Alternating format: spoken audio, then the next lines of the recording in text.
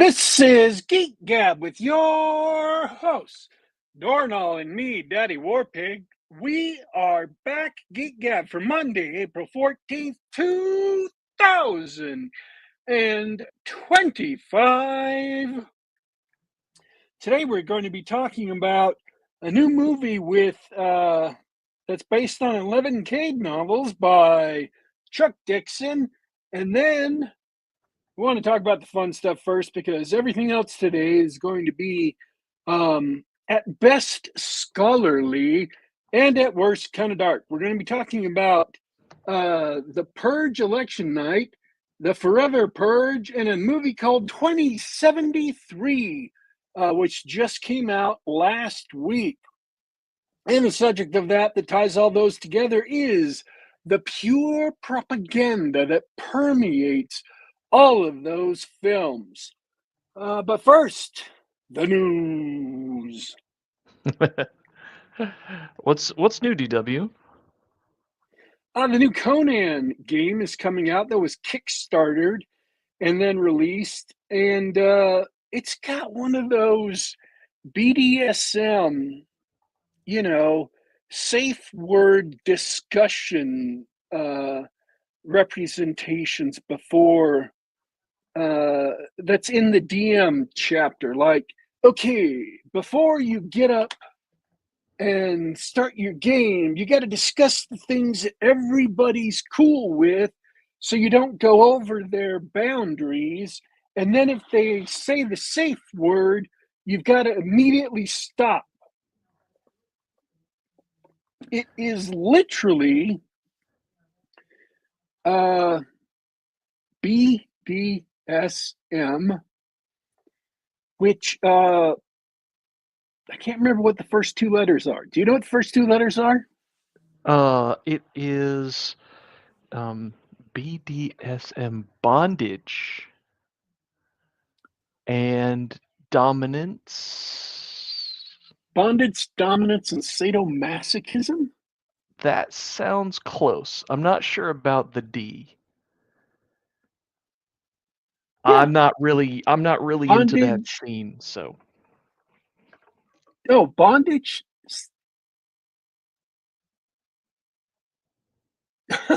Are we gonna Sorry, are I'm we gonna looking at an Google article. this? Are we gonna I'm Google this? Googling it right now. I don't care. Okay, that's what it's from. That community is what it's from. Um, and it literally, as far as I can tell, started with Shauna Germain, who is the wife of Monty Cook, and a big part, or at least a sizable part, of Monty Cook Industries, who's a role playing game publisher. She published a book called Consent in Gaming, which I got for free as part of at least two or three Kickstarters I supported from Monty Cook because he's a really good game designer and also a really creative person. I've been following him since he started doing stuff for 3.5, and I've got several of his big Kickstarters. But consent is a big deal in the BDSM community, um, because it involves inflicting pain, and you're only supposed to inflict pain and humiliation up until the point where people say, "Oh, no more." You throw out the safe word, and that's it. Everything stops right then. So you can literally say, "No, no, stop, please, you're hurting me," and that doesn't matter because that's part of the fantasy. But as soon as you say your, safe word, which is kumquat or, you know, filigree, whatever, that's the word where everything suddenly stops. I'm just stopping to reflect on my life and the decisions, the Okay, decisions that have led me here. okay, this is interesting to me, and you mentioned Monty Cook's wife and books or anything. But this sort of raises the question. I suspect there are many people Many of them are normies. There are many people who are sort of exposed to this sort of safe word, safe symbol, like crossing your arms or whatever. This idea that, hey, you've gone too far. They may I have not be cards now that have they X's printed X on them. cards. That's great. That's great. So we've got people who are exposed to this sort of thing who aren't necessarily exposed to the weird kinky So, scene. So so, where did so, where did that connection come from? Shauna Germain's book, Consent in Gaming, just like consent And was that book explicitly ties one to the other? no. But if you are aware that she's into that community Got it. and you look at consent in gaming, the principles are all the same. Because before you engage in a BDSM sexual encounter, and I'm shaking my head that I even I have to thought you said that we discuss were gonna do this. the fun stuff first and the dark stuff later. I just have to say it was not Criminal Minds. What's the one where they do all the gory uh, computer animation stuff? It was in Las Vegas. CSI. CSI. It was an episode of CSI that ruined my innocence on this particular subject. Because a guy in a latex mask got strangled to death. So I have, and plus I've been on the internet for 30 years. The internet inundates you with things you'd rather not know. So True. you discuss what you're comfortable with, you discuss what you want, you discuss what you don't want, and you discuss how far you're willing to go. And that is your consent discussion before you start an encounter. And then you get into the encounter and you proceed up to the limits that you have set. And if things, for whatever reason, feel too intense or go too far, then you say your safe word and everything stops. That's the um, that's the rules for a BDSM encounter. Now, people are going to say, okay, that's fine. These people doing,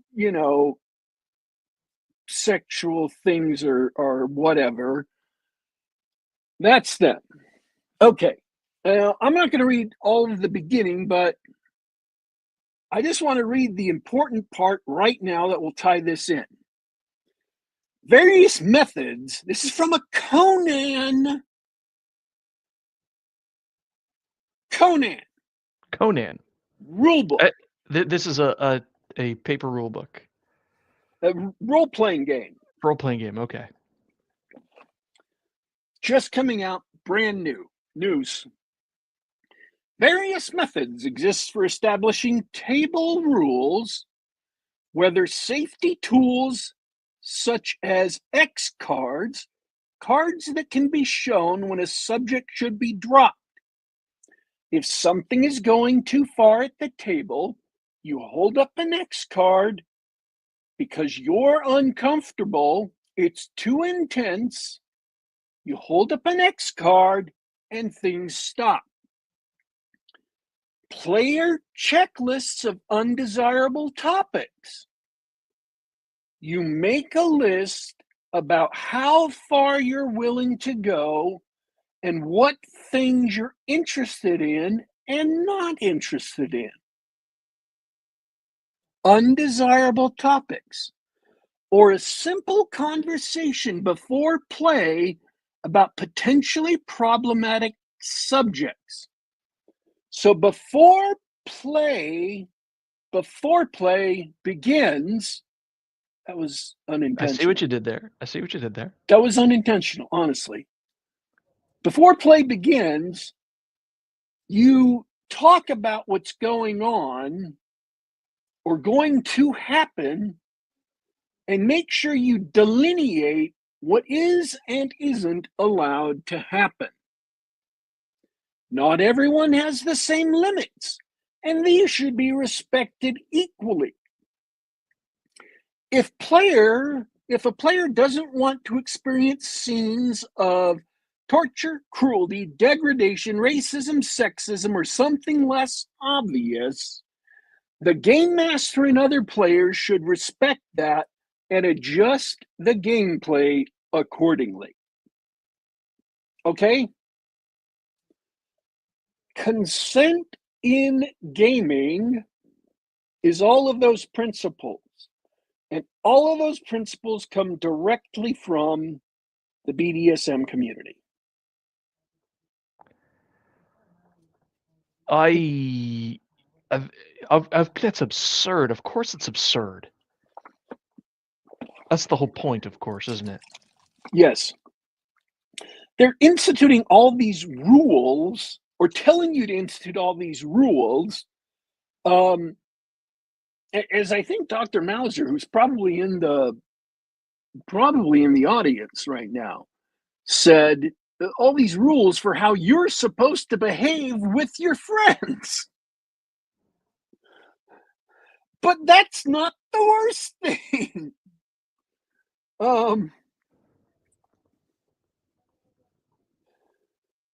What's the worst thing? I want to read the beginning because, again, this is for Conan the Barbarian, the Age of Darkness, the Hyborian era.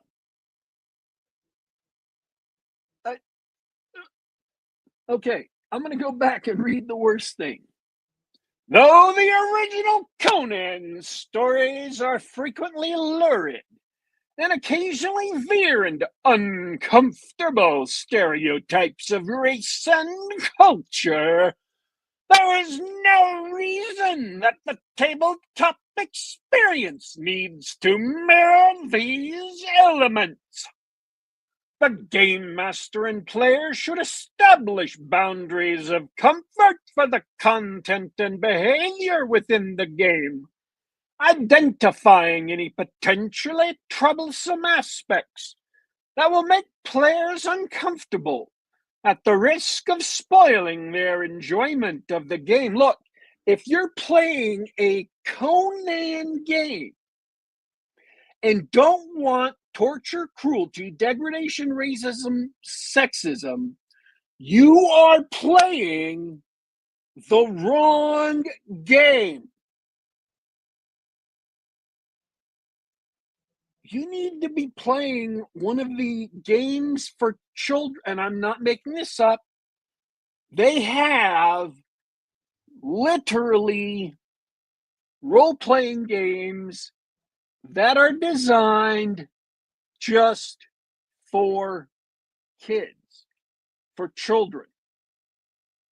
By Monty Cook, no less. By Monty Cook, no less. I think one's called Evil No Thanks or No Thanks Evil. That's the one. Monty Cook wrote No Thank You Evil. No Thank You Evil. There you go. So literally, if you don't want all of these awful things, you should be playing something else because that's the essence of the Hyborian age. Is all of those things. The line from the movie is contemplate this on the tree of woe. And the cover from the magazine shows, Conan up on the big X,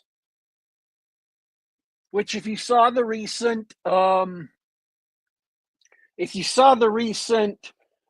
X-Men Wolverine and Deadpool and Wolverine movie, Wolverine got hung up just like that as well, up on the big X.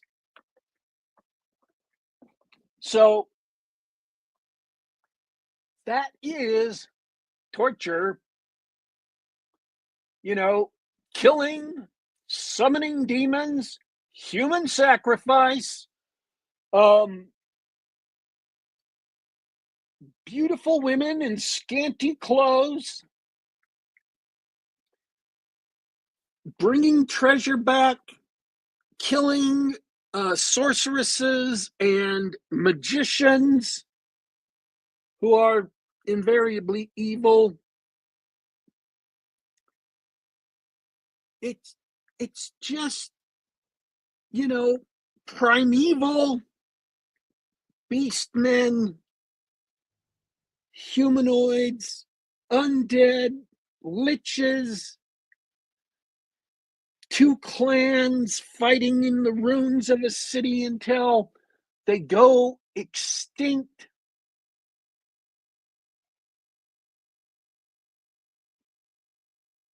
What do they think they're doing?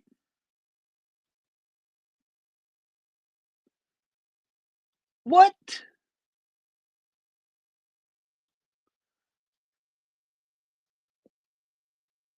what world do they think they're playing in?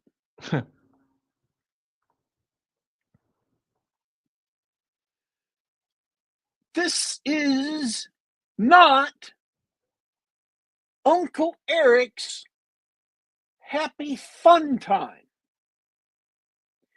If This is smiling witches. yeah, This is happy pumpkins and smiling witches.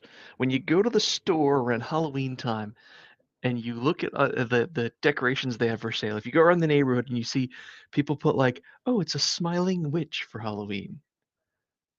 You're supposed to be scaring them. Witches are bad and evil. Conan is a dark, primal setting. This is prehistoric man. This is you know, before we even pretended to be civilized, right?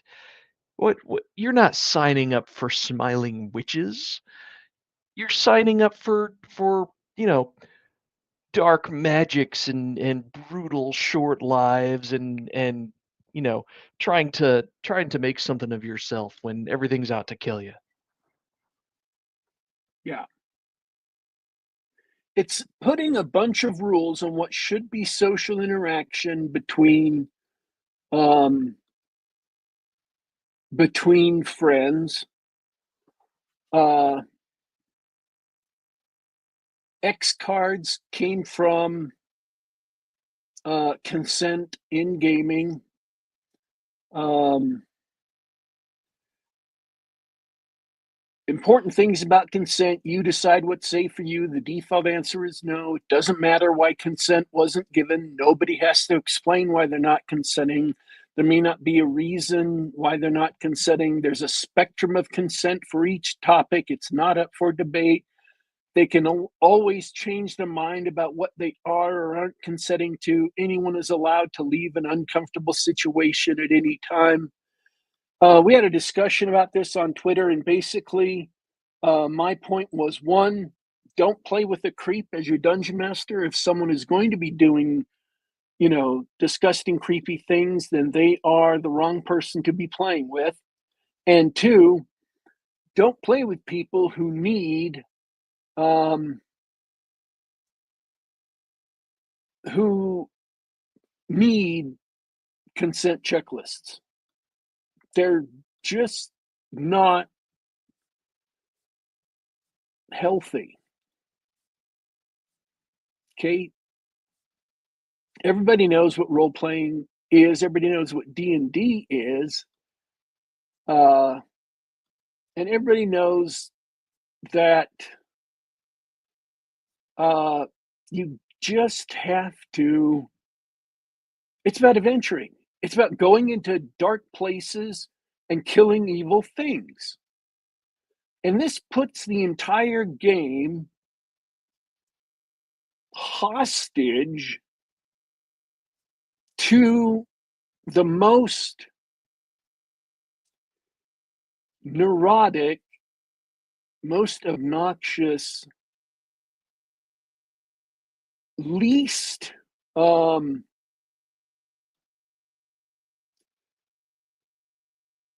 uh, least cooperative player. It just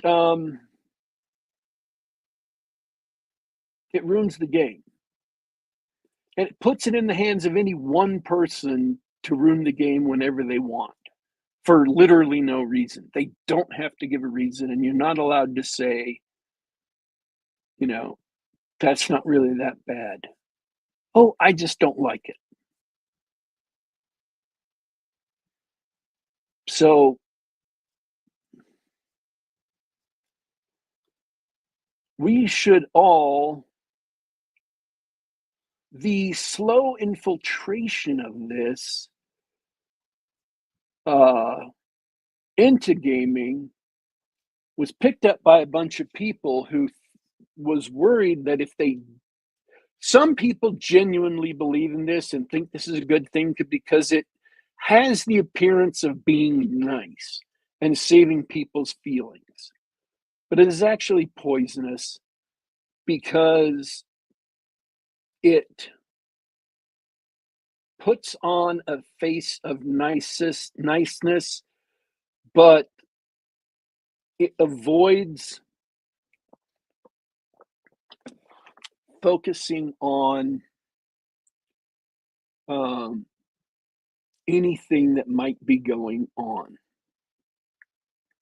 and especially in a Conan game. This is just not for role-playing games. Role-playing games are about adventuring. Generally speaking, the vast majority of them are about adventuring and combat. They're about having fun. They are about getting away from HR, right? And this is just bringing HR into role-playing games. It's making you sit there and play an RPG with HR looking over your shoulder. And I can't think of anything more painful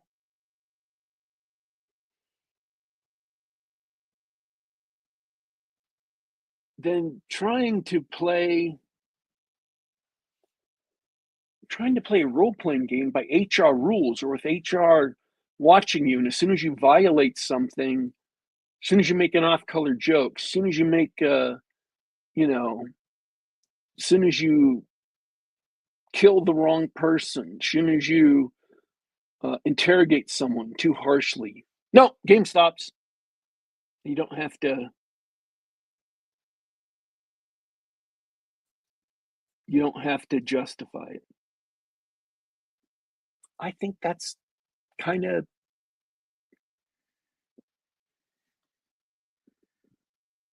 I think that's kind of just a little bit crazy. It's a lot crazy.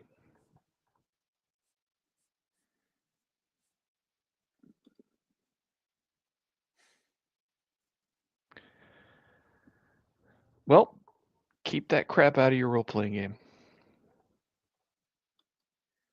That would be my recommendation. I mean, obviously, you guys can do whatever you want in your game. I'm not telling you, you must listen to me. But I would absolutely, this would absolutely ruin any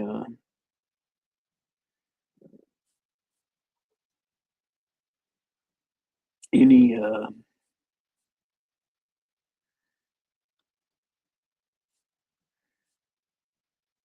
game it was put into. For sure. So I'm done with this. Interesting news.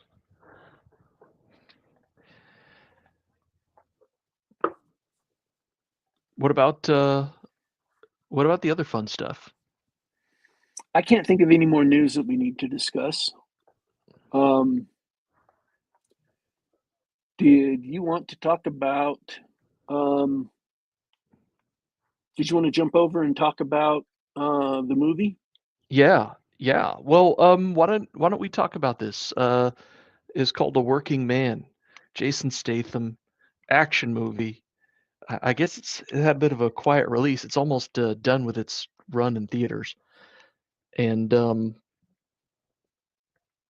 and it's just it is a Jason Statham vehicle. There is great action and fight scenes in it. And before I go into detail, you said it was based off of a book by Chuck Dixon. Yes. It's the first book. It's based off of the first book in an entire series by Chuck Dixon. Oh, okay.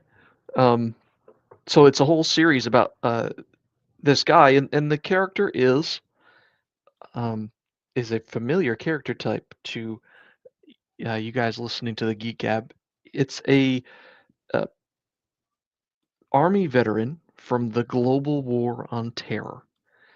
Because it's Jason Statham. He's a former British soldier who fought alongside Americans in Afghanistan, and since then he's been working as a foreman on a construction site. That's where we get the title from, A Working Man. That's not the title of the book series, though, is it? No, I think it's just the Levin Cade series. Okay, Levin Kate, yeah. So, yeah, he's this guy he's a widow. He's got a little daughter who's being cared for by her grandfather. There's some custody dispute there. It's hinted that he's got some kind of PTSD, but the movie doesn't actually show that. They just show a guy who works hard for a living. He works at the construction site. He's gone through a lot of bad stuff in wartime. Sometimes he catches up with his old war buddies now and then. And at the beginning of the movie, the company he works for, it's run by some. Uh, it's like a family-run company by this Latino family played by Michael Pena and a couple of other people. They get in a bunch of trouble with some gangsters. Really bad stuff happened. People's lives are on the line. Um, the business is on the line. And here we come to my first complaint about the film, where these people who Levin Cade see as sort of a surrogate family or an extended family. He's obviously been working for them for years. They trust him, and he's got a really good relationship with the husband, the wife, and their daughter, right? So they get in trouble with really dangerous, violent people, and they say, "Look, we know what you are capable of. We know your background. We need your help. Like the police aren't going to help us on this one." And can you guess what he says when they give him that offer? You are breaking up really bad, I think. Or it might just be my connection. I see. Well, then I'm going to keep going. We'll let the chat confirm. He says, "That's not who I am anymore. I'm not that guy." These writers, whoever adapted this story, got the guy completely wrong right at the beginning. No, he's not going to refuse the call, whether there's money or not involved. Like, these are good people. They're in a heap of danger. Of course, he's going to do something about it. And really, it was just an excuse to introduce a couple of his army buddies that he goes to for help. Um, that's my only complaint. Dude, this is a throwback to uh, old school action. with a whole host of bad guys and a race against time to see if he can, save the day before people die. And he goes after a biker gang uh, dealing meth. There's Russian mobsters. He just fights and kills like everybody. Um, and it's a great mix of old school 80s style action with more newer John Wick style, brutal gun violence. Um, and you just sit back and enjoy the spectacle as he kills hundreds of people to save the day. We're not shooting for the Academy Awards here, DW. This is plain old entertaining action. Jason Statham's style. Um, you've seen it before. You're going to see it again. It's everything it says on the tin, and it was thoroughly enjoyable all the way through. How much Great. of that did you get? Most of the actual like review. uh, yeah, I hate to be too concise with it. Uh, let's see. What can I say about it? There's extremely improbable plot holes. An unlikely number of people cannot aim their guns to hit one guy. He dodges hails of bullets. He single-handedly kills the entire biker gang in about 5 minutes of screen time, and and not with bombs or anything. Like he just shoots and stabs them all. Um, there's a damsel in distress who even she gets her kill in an extremely improbable situation, and you're like, you know what? I don't care. That was awesome. Like they're the good guys. They're gonna win. We don't care. Um, we're here to see the mayhem, and we're here to see bad guys get what's coming to them, and it happens. Uh, All right. but but like I said, they do not, what they don't do is what you might think from the beginning. Setting up the character.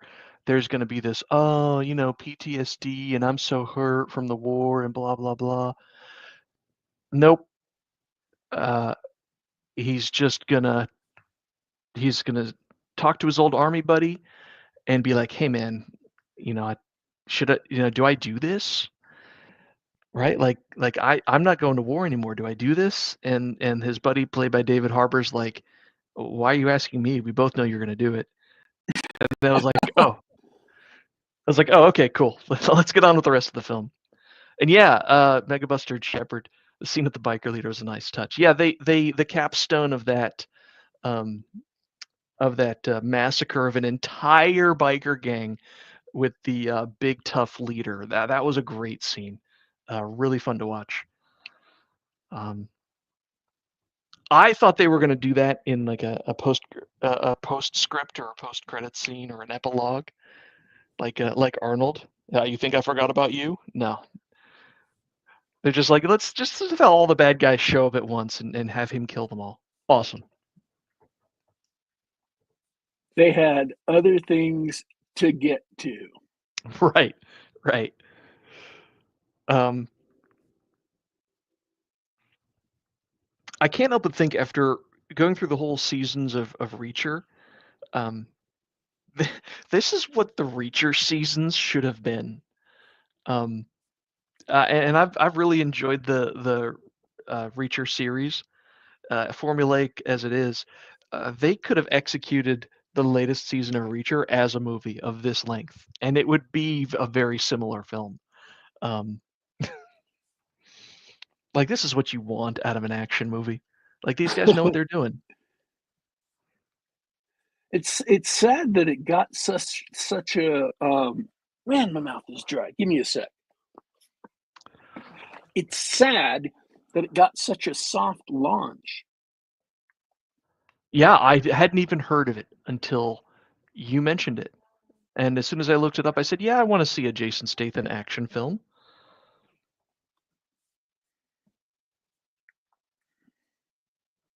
Totally worth it. I mean, popcorn, sit back, enjoy it. Um, it's I want to say it's dumb, but it's not. So the fights and the bullet dodges are preposterous, but it's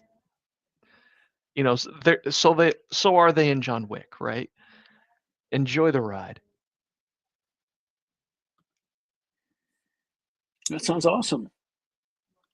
Sounds like a movie I want to see if I'd been on track to get out of my house. Yeah, I think check your local listings. It might be out. It might be out of theaters by the end of this week, but that's okay. I mean, uh, I think you'd be fine streaming it on the couch too. I have been I have been absolutely uh, well, basically grounded because of specific events, but things like that happen. We forgive you. So definite recommend on. Um, You bet. okay, um, let me. Um, let's go to Propaganda Row. So I saw three movies this week. Um, I saw a movie called 2073.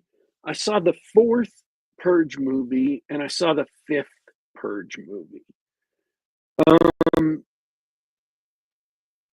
but I all I want to talk about are the third and the fifth Purge movies in 2073 because those are all the big propaganda movies. Um, Basically, the Purge is an excuse to show evil people being evil, innocent people being hounded, and some of them managing to escape. Um, and then, so they're kind of horror movies. Um, and the first one is a really small, sort of enclosed house invasion movie. And those have gotten pretty big because they're pretty cheap to shoot. You have you know, one set or a few linked sets that's the house. And then the bad guys get into the house and they chase down the family and try to kill them, and the family has to fight back. And there's, dozens of these going back to um, at least as far as the 60s and probably earlier. They're staple in the horror and thriller genre. And then you have, so that's the first movie. And the first movie did so good, made so much money on a really small budget that they decide to uh, blow it up. They decided to take the implied background uh, of the Purge. And I'll explain about the Purge because I know I skip over all this. I skipped over all of that, and I tend to do that. So I'm going to back up and do that in just a sec. They take the implied background of the Purge and went out and explored that, blew it up big. And then they did that even bigger for the third movie.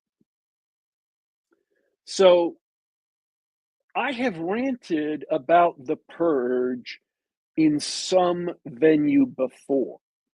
I don't remember if it was on this show. I don't remember if it was on Twitter. I really don't think it was on the blog. By the way, there's 2 new posts up on the blog. geekgab.wordpress.com or geekgabfest.wordpress.com. So go check those out. They're pretty cool.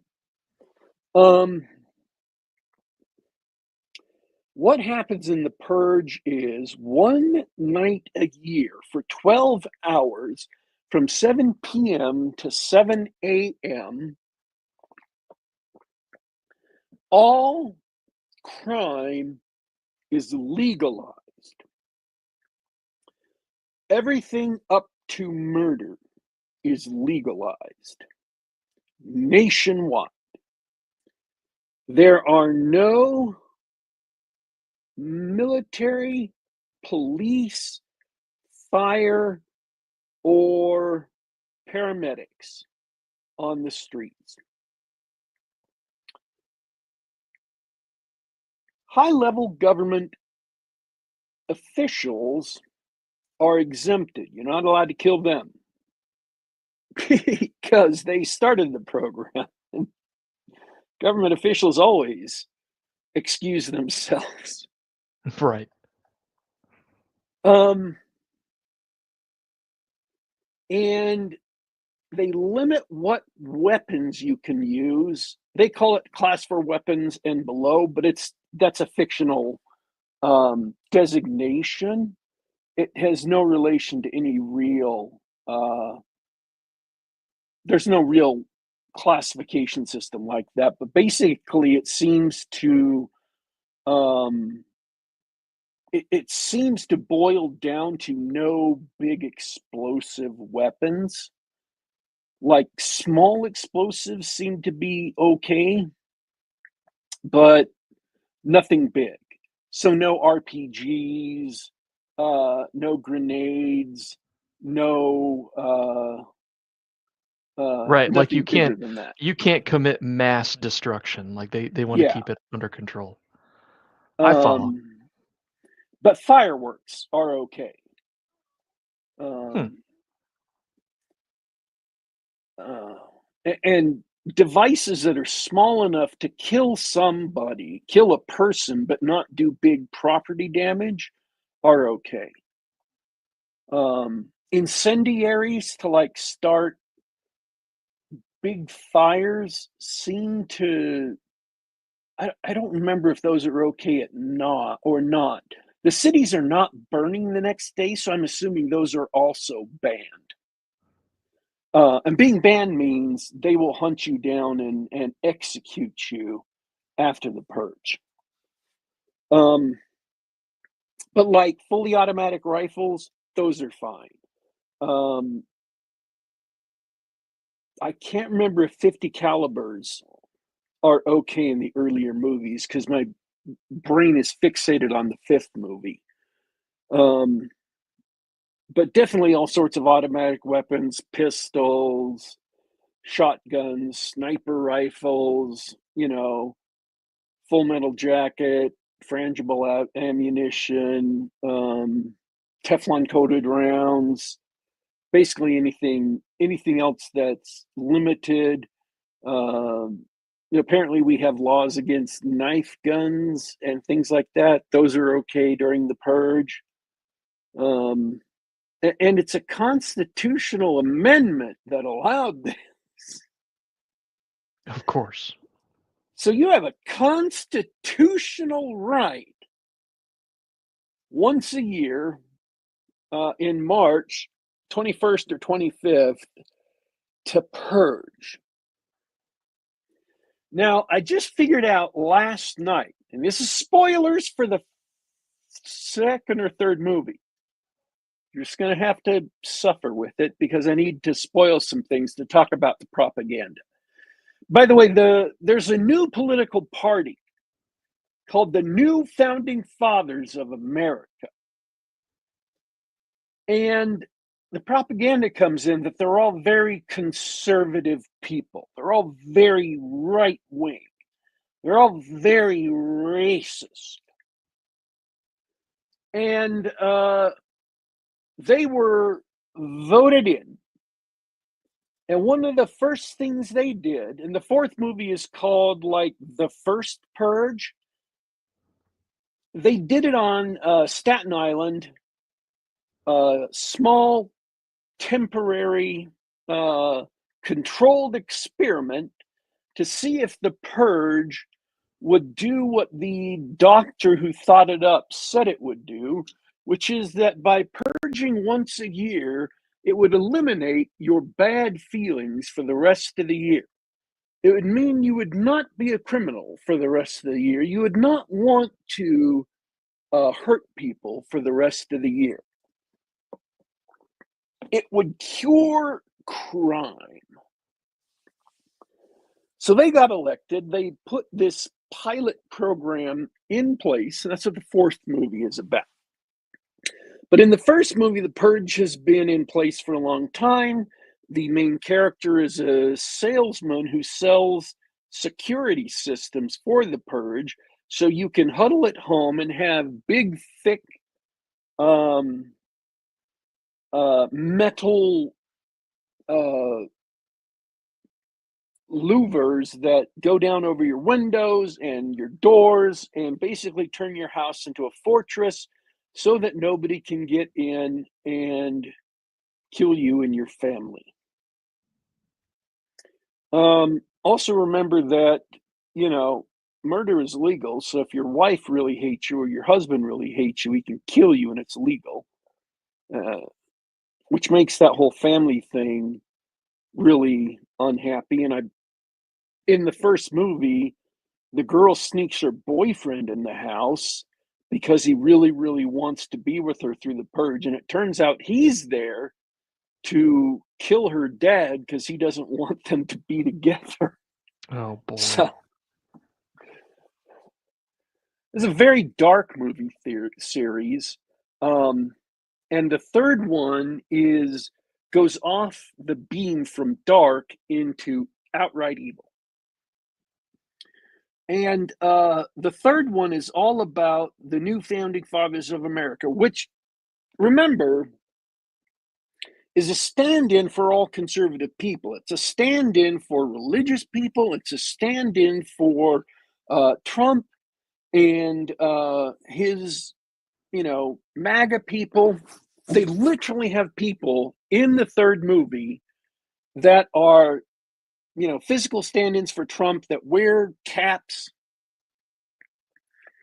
And at least if I remember correctly, and I'm pretty sure I do. Yeah, my memory's not what it used to be, but I think the Earth was destroyed in that one. And they have them. This is the big secret of the second purge. The purge doesn't just refer to you purging your emotions of all the evil on one night a year so they don't bother you the rest of the year. And supposedly, under this purge system, the stock market is the highest it's ever been, crime is the lowest it's ever been, and the country is getting along so well that everyone just keeps voting and voting for the new founding fathers of America, and they're talking about a new golden age of America. But the secret is that on the night of the purge, they don't just have common citizens going around killing people. They also have mercenaries from overseas, from Russia, from Czechoslovakia, from other places, going through the cities and hunting down and killing poor people. Because poor people are a drain on government expenditures.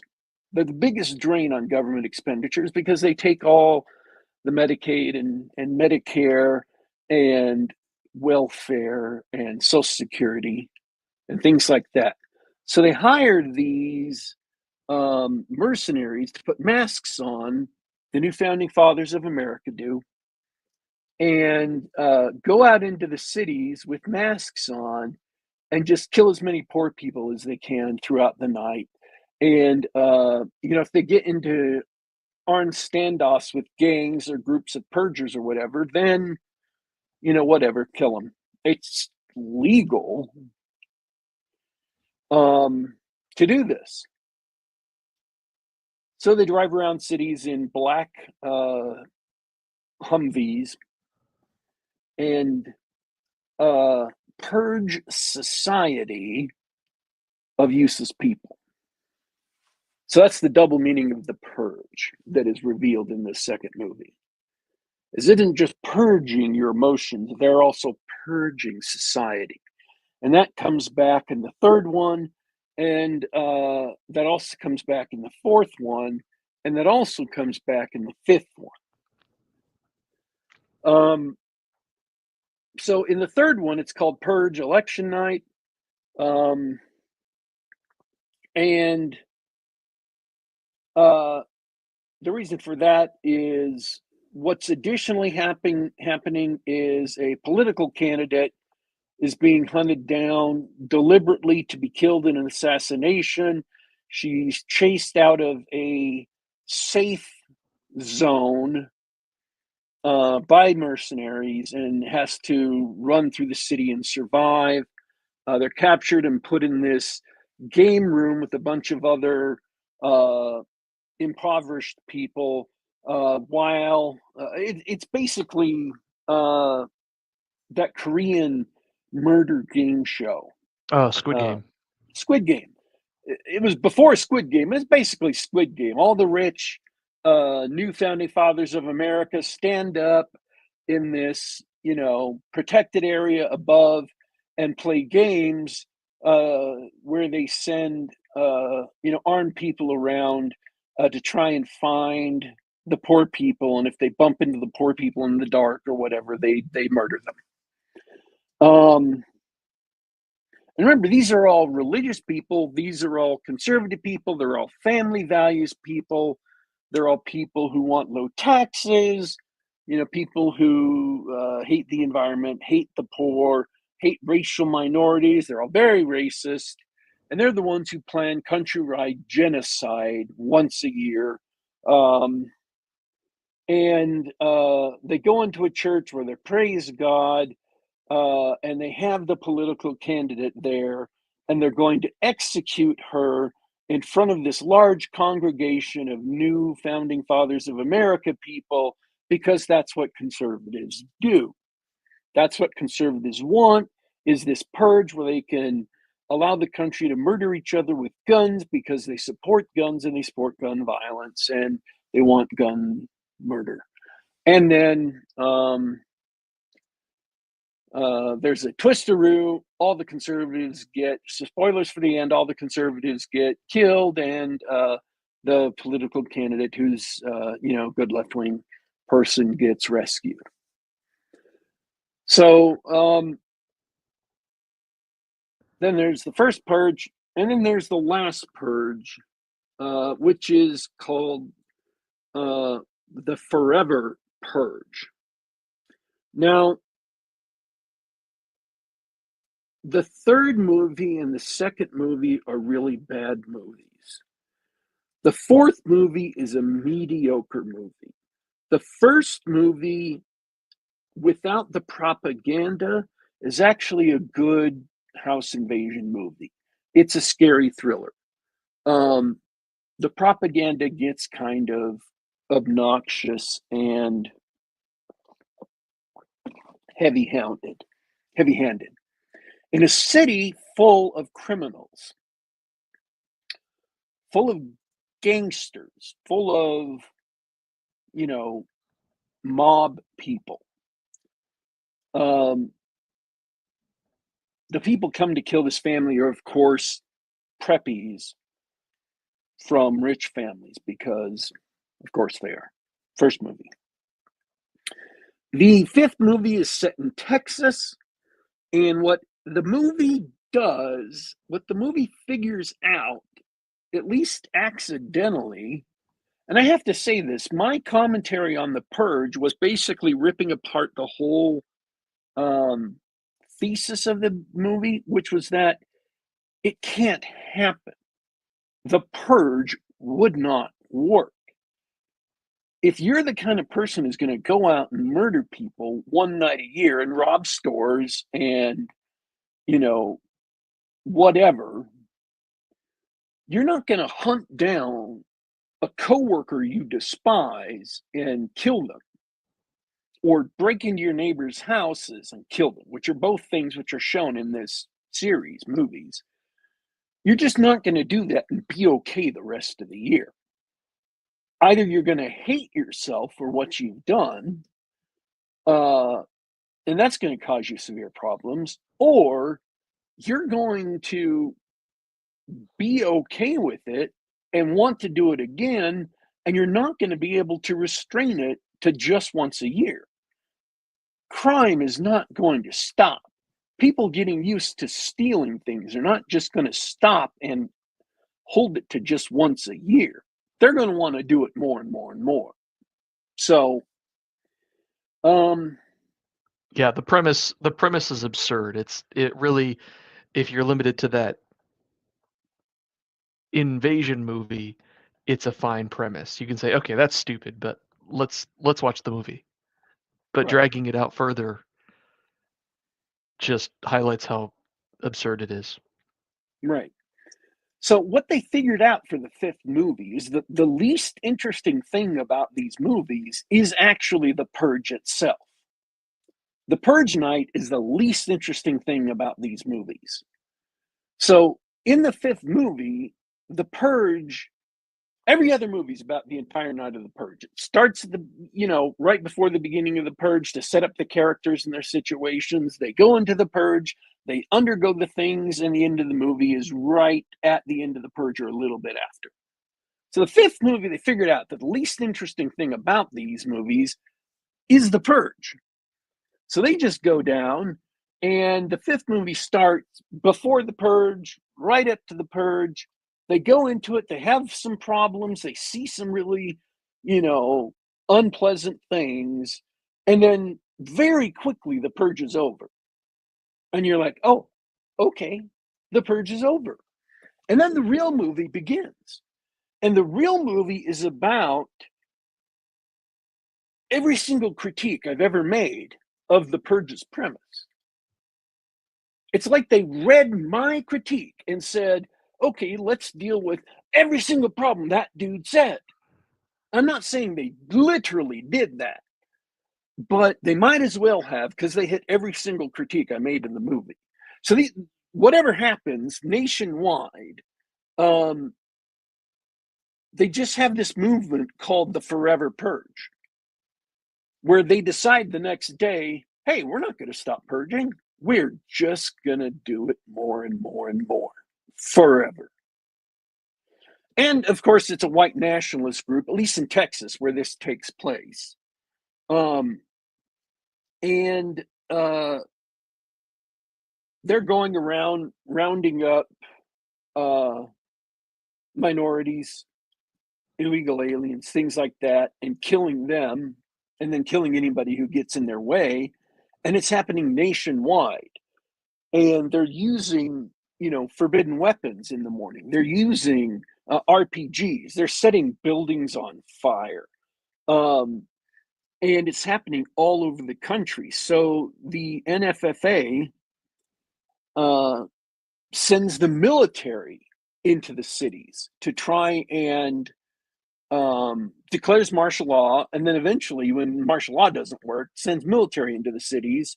And so the military is going into the cities to try and fight these forever purges, whoever they are.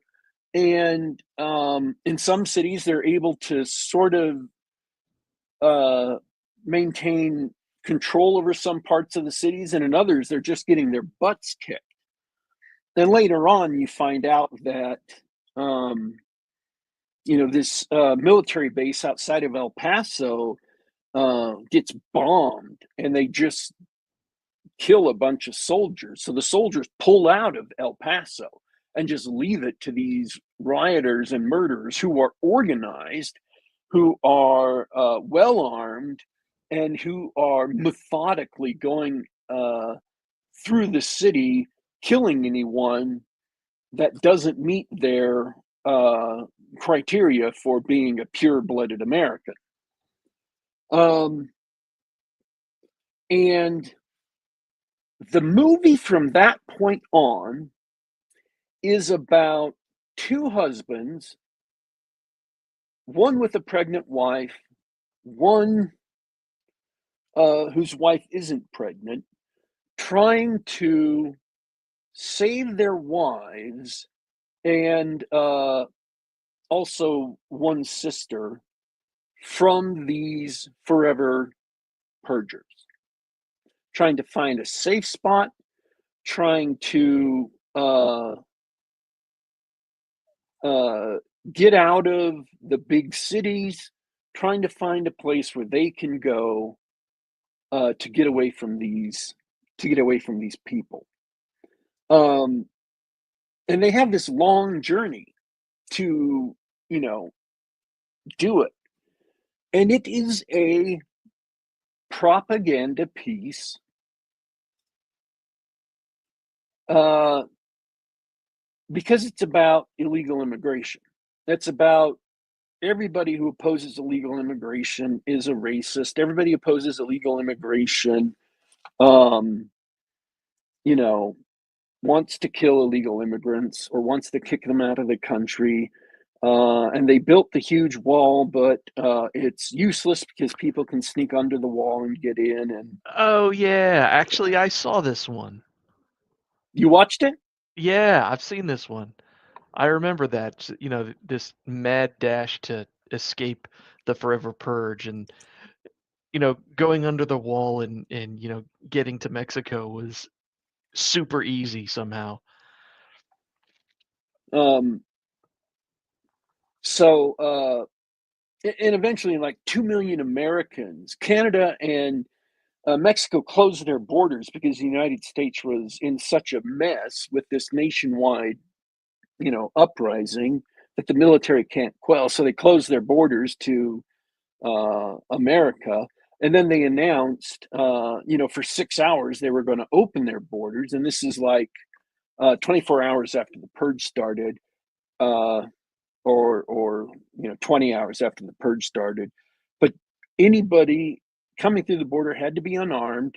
And then if you didn't make it through the border at in that 6 hour period, that's it. You're done. So they had to get smuggled across the border because once the military pulled out of El Paso being a big, border crossing, Mexico just said, well, nope, we're closing our borders. We're not going to put up with that. And then all these forever purgers just moved in through all the people waiting at the border crossing who couldn't get through and just started massacring them. You don't actually see that, but that's the news. So it is legitimately a good movie. I'm not recommending it. This is not getting a recommend because it's also legitimately propaganda.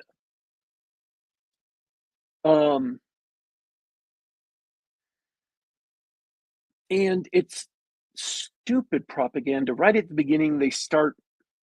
Oh, this is the beginning of the fourth movie. Sorry, it's just heavy-handed propaganda in this movie. They don't beat you over the head with it every instant of the movie. There are good action scenes where the guy who's the white cowboy that's presented as maybe disliking Mexicans in Yep, and I I remember mean him. literal Mexicans. I'm not saying that as a synonym for Hispanic people. Literal Mexicans, as in people from Mexico. He's presented as maybe disliking Mexicans in the first part of the movie, but he's not. Uh, he doesn't get hit with the jerk hole bat. He's not incompetent. He's not a loser. He's not the whiner who gets everybody killed. He's actually the leader in all these tactical situations, and he makes good decisions. He leads the two Mexican guys that are with him, the other two men, in tactical in situations, and he makes good decisions. Even when the one Mexican woman with him is revealed to have prior tactical training and to be a good shot, um, he's still the leader and he still makes good decisions. And, you know, he's shown as being a good father. He's shown as being, for his wife with the unborn child, he's shown as being protective. He's shown as being brave. Um, and it's got a good plot. It flows. It discards with the original Purge stuff right away. And after that, it's just about this gang of criminals trying to chase down him and his family and the other people who are trying to escape into Mexico after the borders closed. And it's generally an entertaining movie. So by getting rid of the Purge out of the way, by getting it out of the way early on, they made a decent movie. And so I found myself enjoying it, which was unlike the other rest of the Purge movies, which were heavy-handed propaganda. I didn't enjoy them. Except for the first one. I found the first one to be an enjoyable house invasion thriller. But again, that movie dispensed with the Purge, except as an excuse for why all these people felt like they could come into this house and hurt the family. Why all the people who came into this house felt empowered to do so. Because it wasn't just this one group of preppy kids who came in to do stuff. It was also the son and some other people. So those are two, comparison, way evil propaganda in the third movie, just completely off the charts evil. And this one, the setup and kind of the preaching is evil, but the rest of the movie settles down to actually telling a good story. Which is actually refreshing to have a movie that allowed the men to be masculine men, allowed them to defend their families, and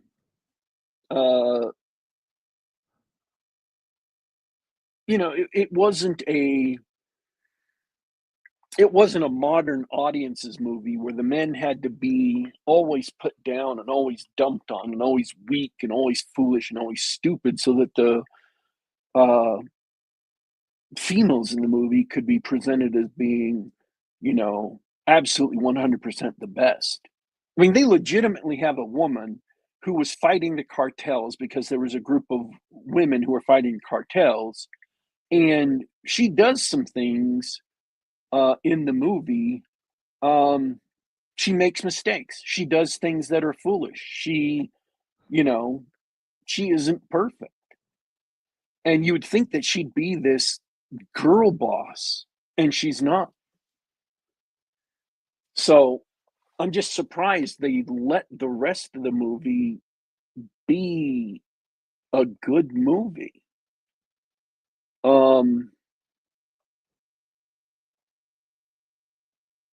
Yeah. So I'm not giving it a recommend in that sense that it is, or at least it has some heavy propagandistic pieces to it, but in and around those, they made actually a good movie. It was really surprising to me. Like about a third of the way into the movie, I thought to myself, "Wow, I'm actually enjoying this Purge movie." So, anyways, let's go to 2073.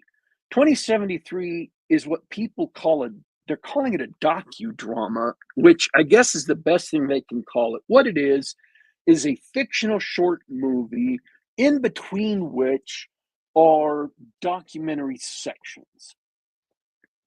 And the documentary sections are about as honest and true as a who's that guy?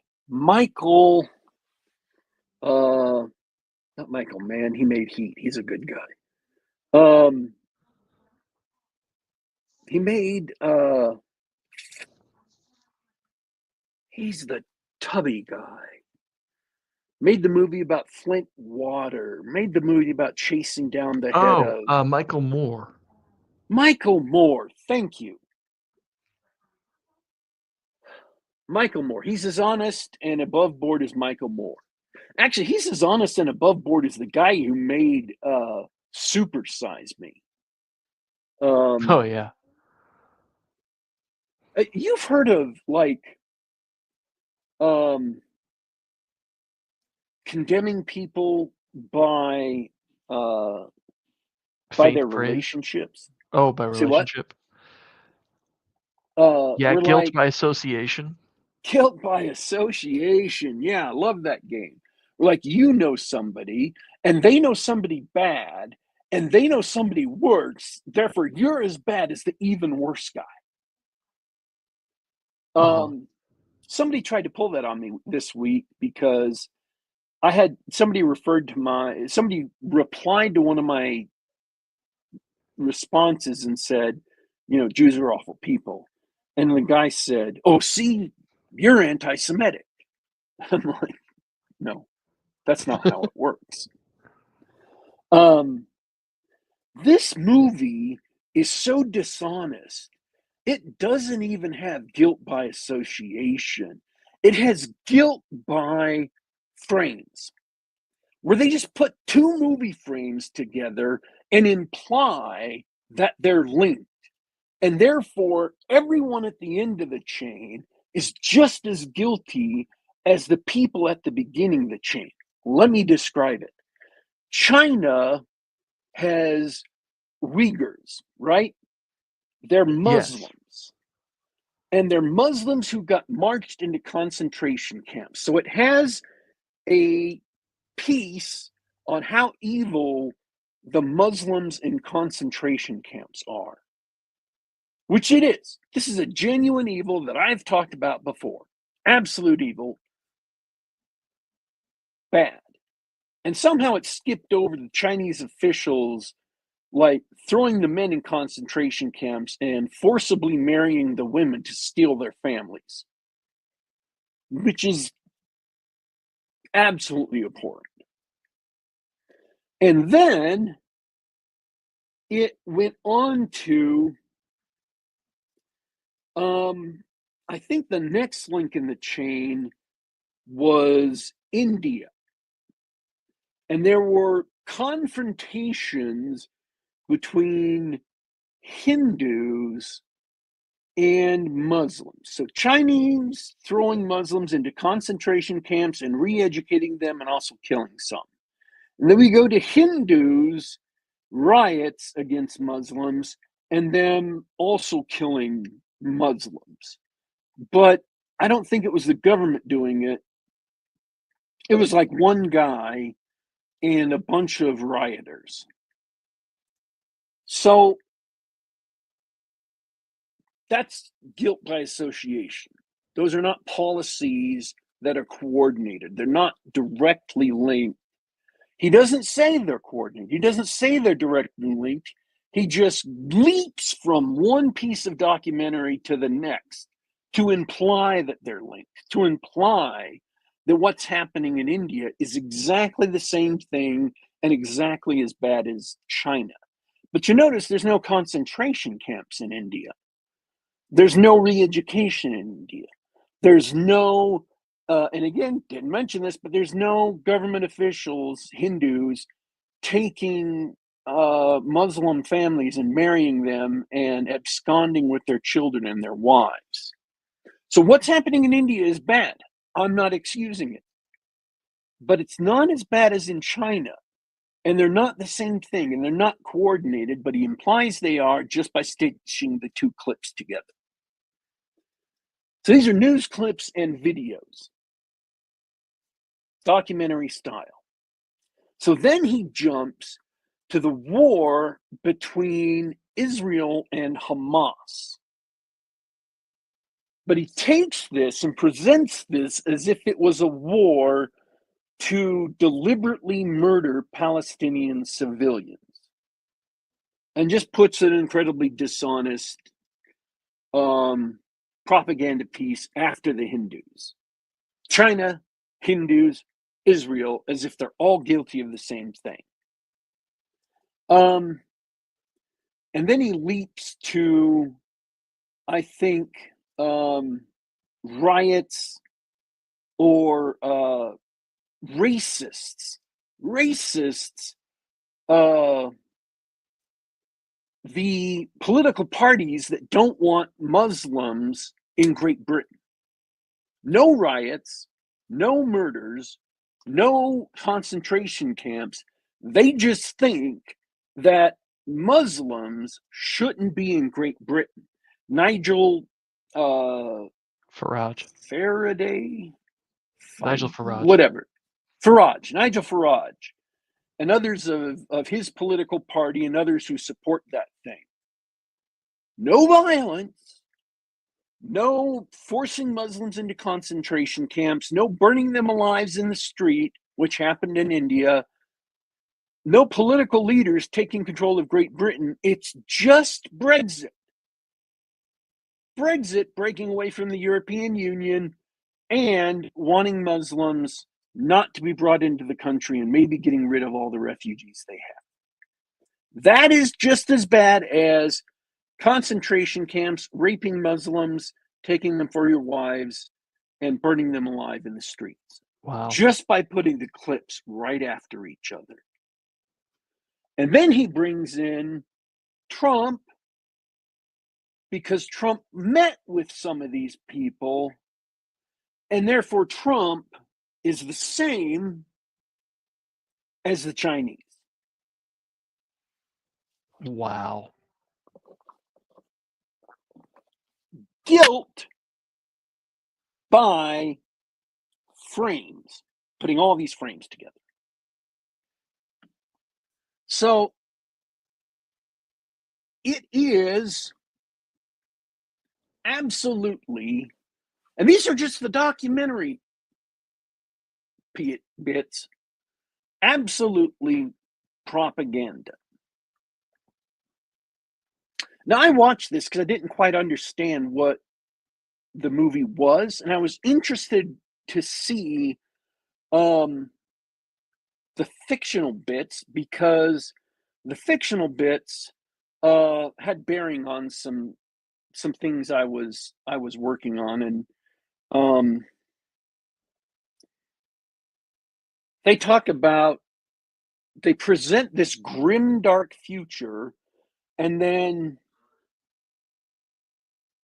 show all these news stories from the present and blame the grim, dark future on tendencies or events in the present, and then blame all of these events on right-wing or conservative people.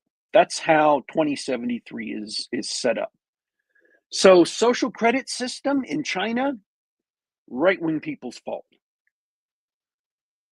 And it's conservatives in America who are going to set it up in America. Cameras on the streets in China. Cameras on the streets in London. Cameras on the streets in LA. Conservative people's fault. They're going to set up omnipresent camera and drone monitoring. Ecological disasters, whatever leads to quote unquote the event.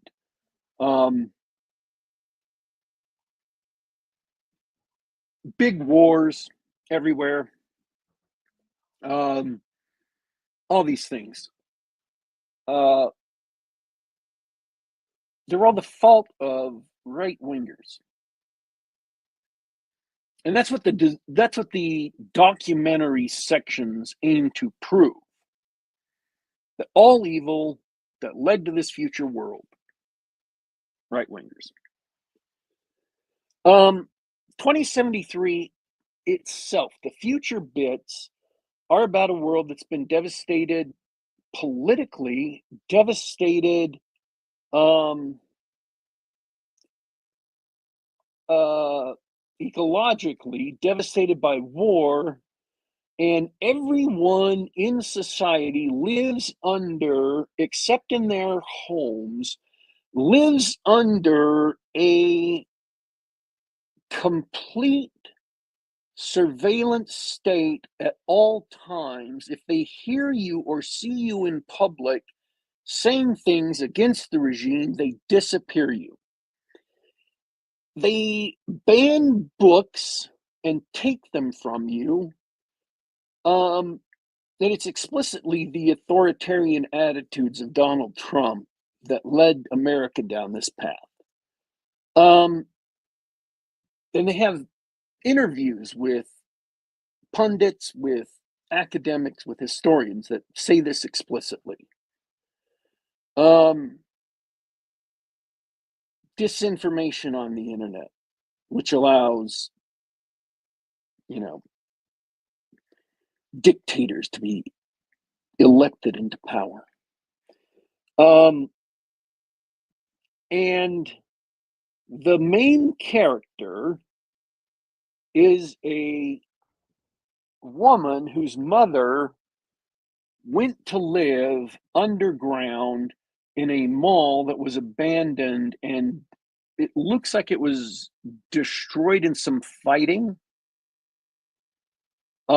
because the top is all rubble, and all the stores inside are covered with dust, and she has to go down to meet anybody. The people who live down there, which is never more than like 20 or 30 people, survive by gleaning. They get technology that they can repair or that is working that's been thrown away. They pick food out of trash cans.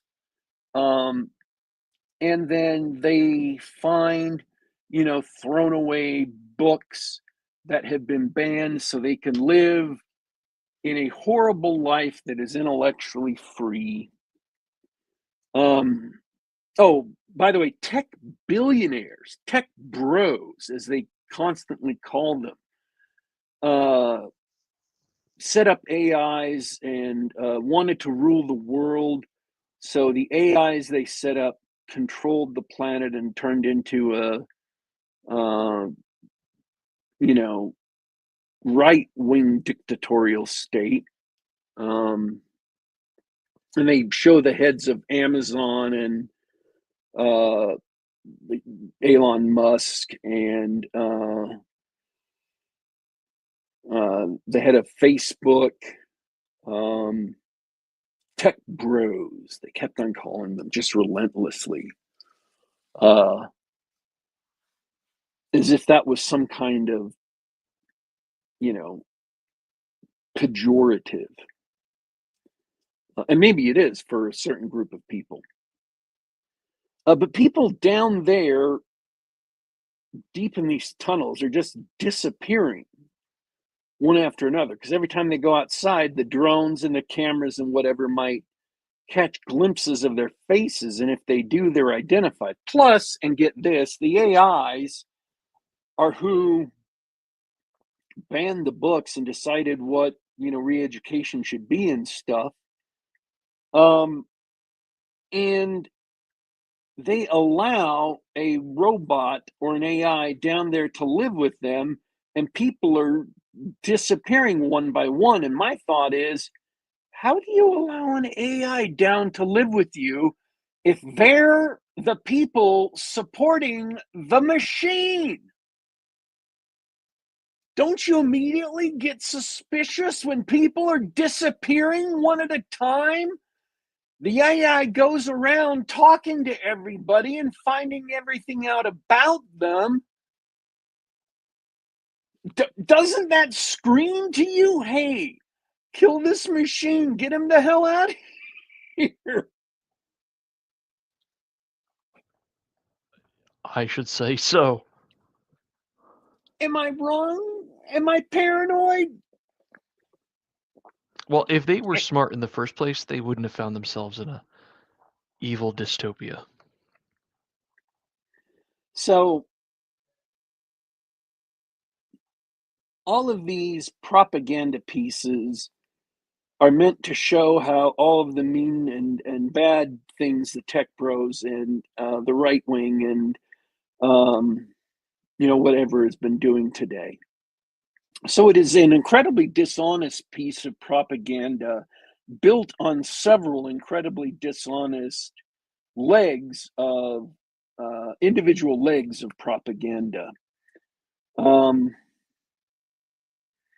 and it is a Mandelbrot set or a fractal of propaganda because you can just keep on going down infinitely um, and keep on unfolding each piece of propaganda and finding new propaganda underneath. Um, Muslims are always victims. There's no mention of the despotism in Iran, the despotic features of the Wahhabi Islam in Saudi Arabia, the despotic features of the Taliban. Muslims are only victims. So the despotic future that arrives is never blamed on other despotisms. North Korea, never mentioned. Um, despotisms in Africa, never mentioned. And Africa's had a lot of really evil dictators. What happened in Zimbabwe, never mentioned. So all of these things are just glossed over. Um, the long parade of Central and South American dictators never talked about. Oh, but they do show Milei, who's been cutting the size of the government and doing all those things. He's portrayed as being a dictator. This is without mentioning him or any details about his government, he is on screen when the voiceover is talking about disinformation that elects dictators. Milei, and he's raising his chainsaw. So very dishonest. And it's just these movies are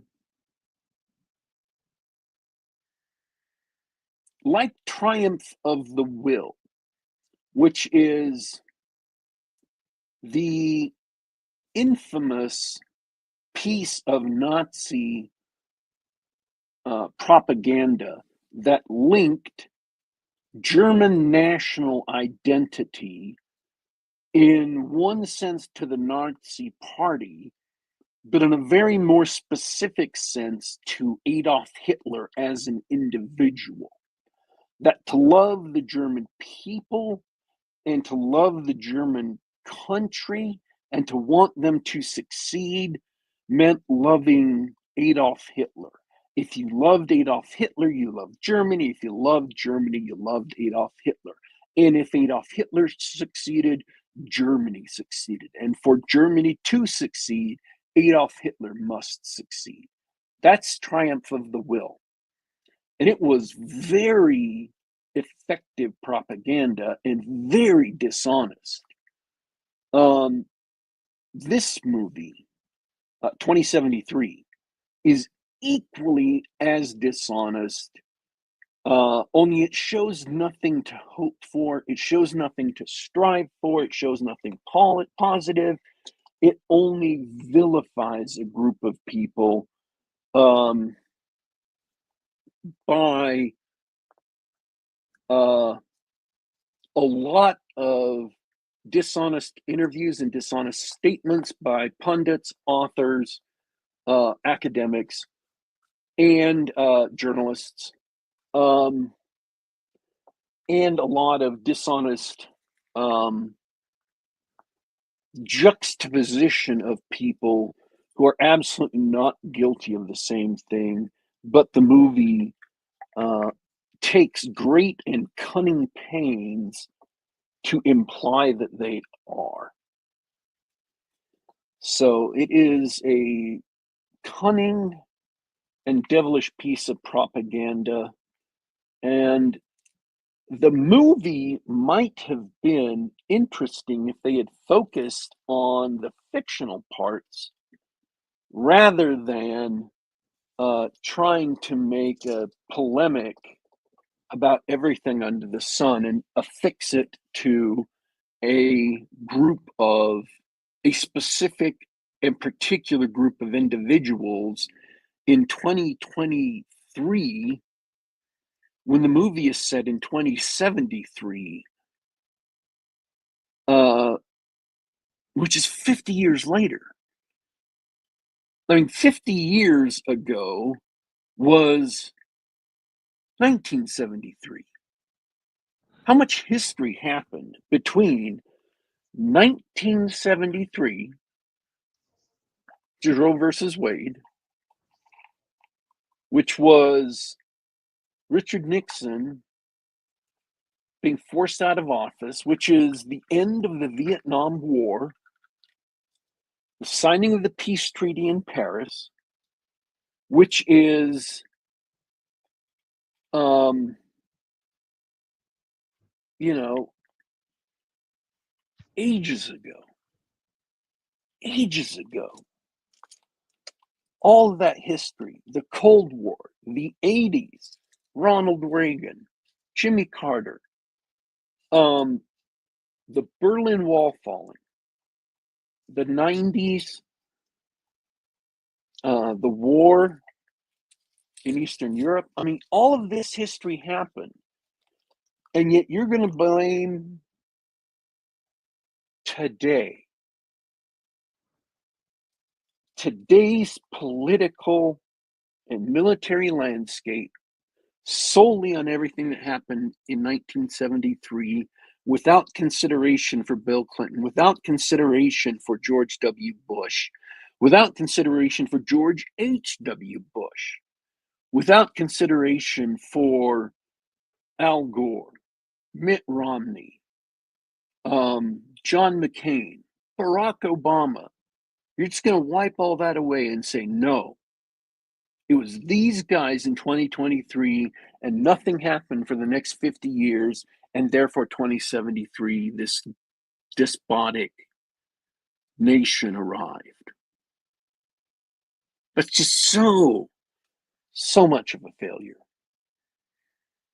And then, spoiler alert, the end of the movie is a scene from Brazil where he's locked in the chair and they're asking him all those questions. The main character is apparently mute, and they lock her in a chair and just keep on asking her questions, the same questions over and over, when she can't speak. Mm-hmm. She's snatched from the underground. That's how the movie ends. She's snatched from the underground like all these other people were. So Yeah. it's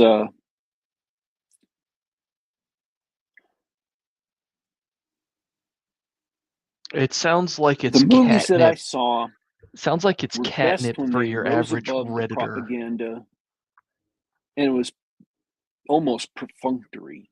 It didn't really affect the plot. It didn't really affect the movie. It was like they were doing it for show. And they were worse, Purge 3 and 2073, when they fully embraced the propaganda and tried to run with it to its logical conclusion. And maybe some people who didn't take the Purge 3 seriously, who just laughed at how ridiculously awful and stupid the propaganda was, could get away with seeing how stupid the movie is and might have fun with it. I'm not one of those people. Um, it was just too evil to work as a satire of people who literally believe that what they were showing in the movie was true. So, okay, no recommendation. Wow, we're way, way over time. Yeah, you No got recommendation carried away on for that one. any of those three movies, or any of the Purge movies, really. They're very dark. They're horror. They're produced by Blumhouse, so you'd expect them to be dark.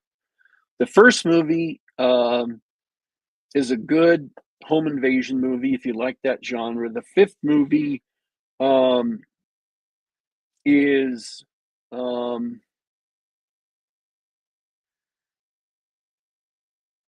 a decent movie about men trying to save their families and get them out of a city that's collapsing into basically a civil war. It's better than Civil War that way. And I actually enjoyed it. I wouldn't recommend it because of the propaganda, but I actually enjoyed it. If my description of 2073 makes it sound like something you'd watch for scholastic interests just to see what the propaganda was like, then go ahead. It is an interesting case study in propaganda. I don't know if it's a effective piece of propaganda or an ineffective piece of propaganda.